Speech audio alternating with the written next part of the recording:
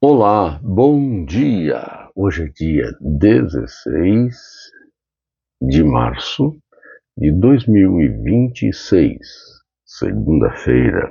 Louvado seja o nome do Senhor por esse momento que Ele nos permite estarmos juntos para meditação na palavra do Senhor, para esse tempo devocional de busca da Sua presença e da Sua orientação pela Sua palavra.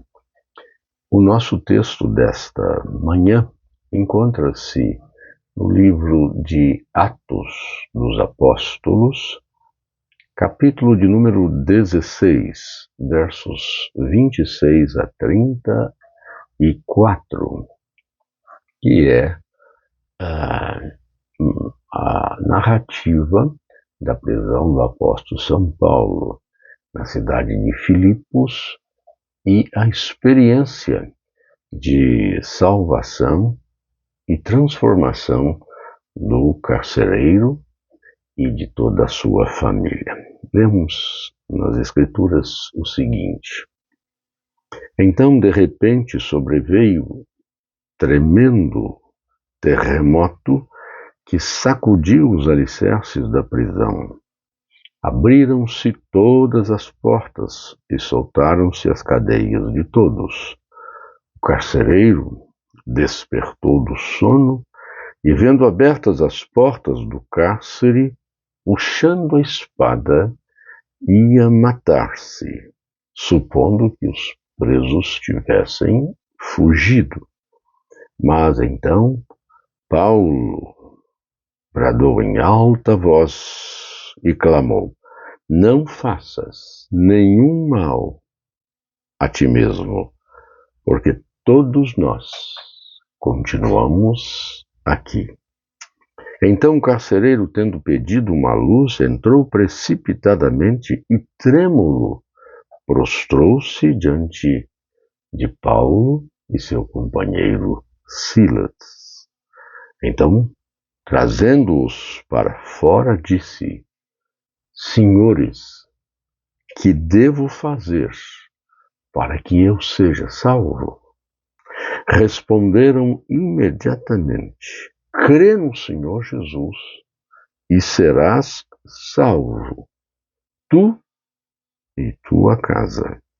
E lhe pregaram a palavra de Deus e a todos os de sua casa. Naquela mesma hora da noite, cuidando deles, lavou-lhes os vergões dos açoites. A seguir, foi o carcereiro batizado e todos os seus. Então, levando Paulo e Silas para sua própria casa, lhes pôs à mesa e com todos os seus manifestava grande alegria por terem crido em Deus. Crê no Senhor Jesus e serás salvo, tu e toda a tua casa.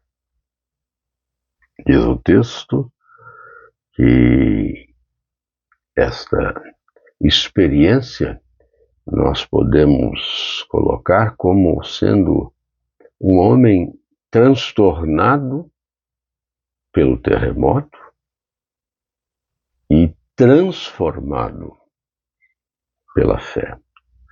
Esse é o testemunho que vemos nas Escrituras. Um homem que foi transtornado pelo terremoto e transformado pela fé.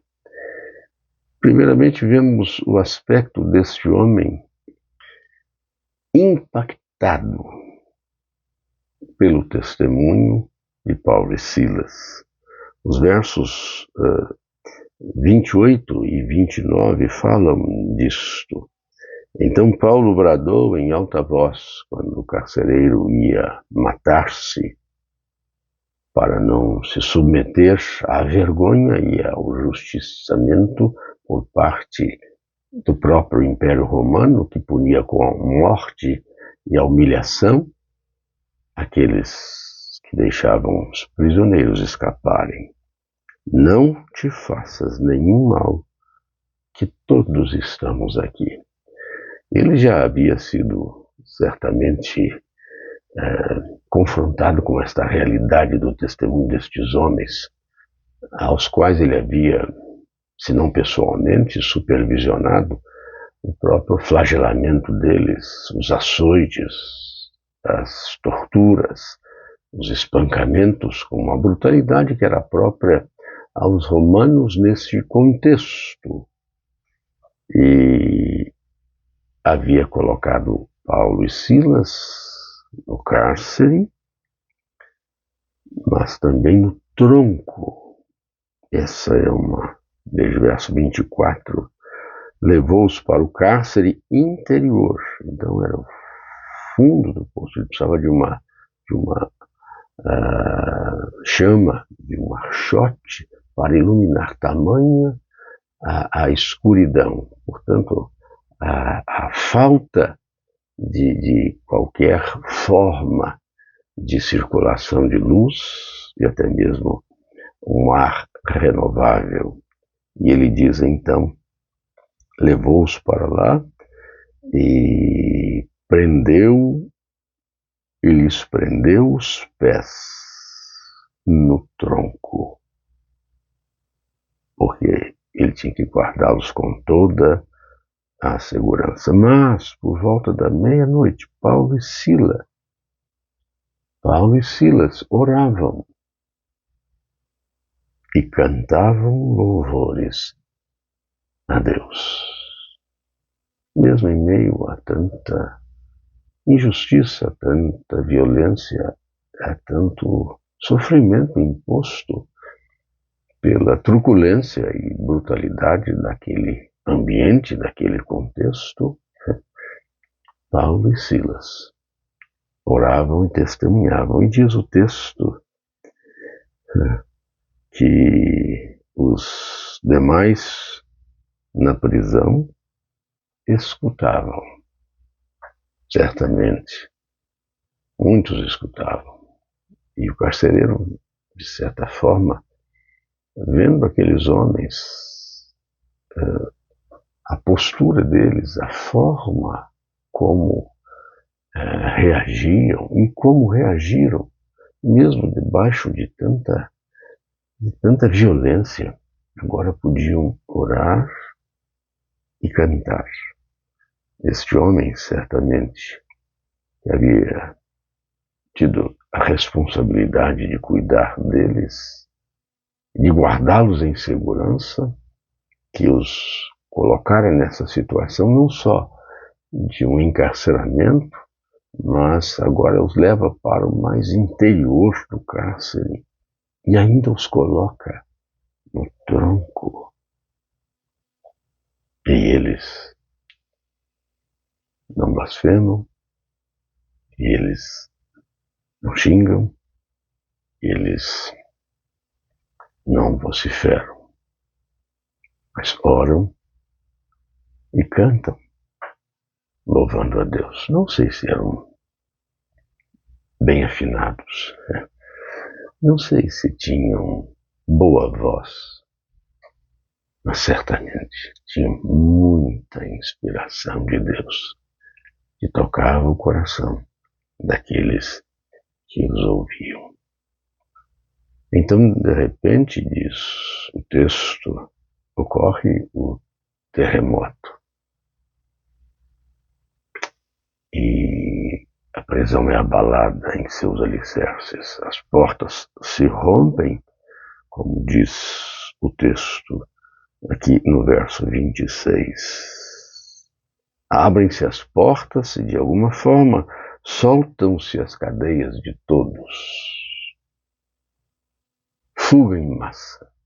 Era o esperado. O carcereiro, então, é despertado, assustado, transtornado pelo terremoto.